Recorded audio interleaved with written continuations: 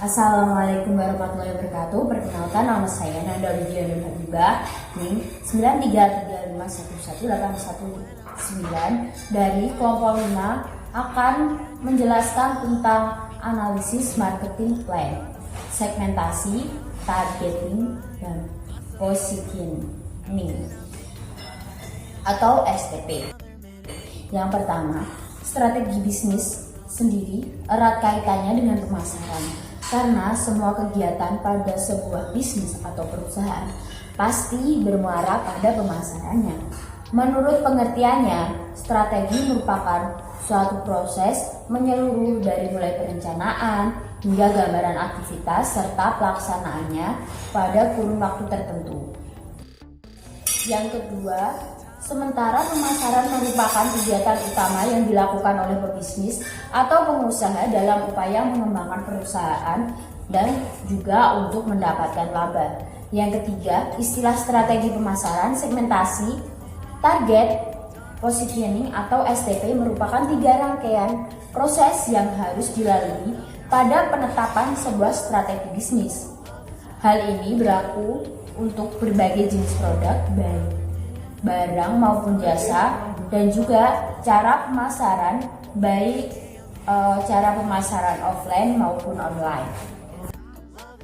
Segmentasi pasar atau segmenting merupakan tahap paling awal dalam perumusan strategi pemasaran.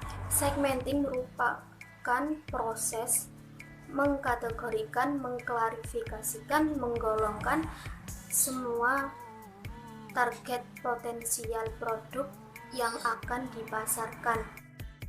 Kemudian membagi pasar menjadi bagian-bagian berdasarkan pembeli, kebutuhan, karakteristik atau perilakunya, dan lain sebagainya. Syarat segmentasi yang efektif diantaranya adalah measurable, terukur, substansial, banyak, accessible, dapat diakses, differentiable, dapat dibedakan, actionable, dapat dilayani. Saya Dia Suprihatin Kusnia akan menjelaskan tentang penentuan pasar sasaran atau targeting. Setelah perusahaan mengidentifikasi peluang segmentasi pasar, langkah selanjutnya adalah mengevaluasi berbagai segmen tersebut untuk memutuskan segmen mana yang akan menjadi target market. Dalam menentukan targeting, maka perlu dilakukan berbagai survei agar dapat mengetahui keadaan pasar nantinya sehingga proses pemasaran tidak salah sasaran.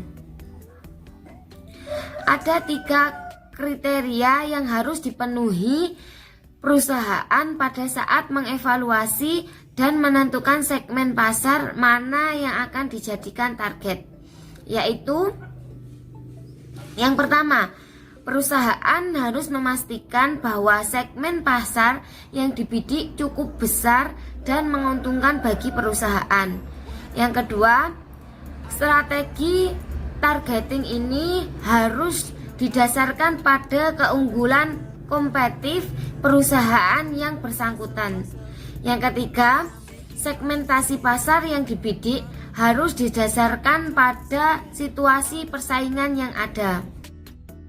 Perkenalkan, nama saya Ahmad Ahmudadin dengan nomor induk mahasiswa 9335146119 akan menjelaskan sedikit tentang penentuan produk atau positioning.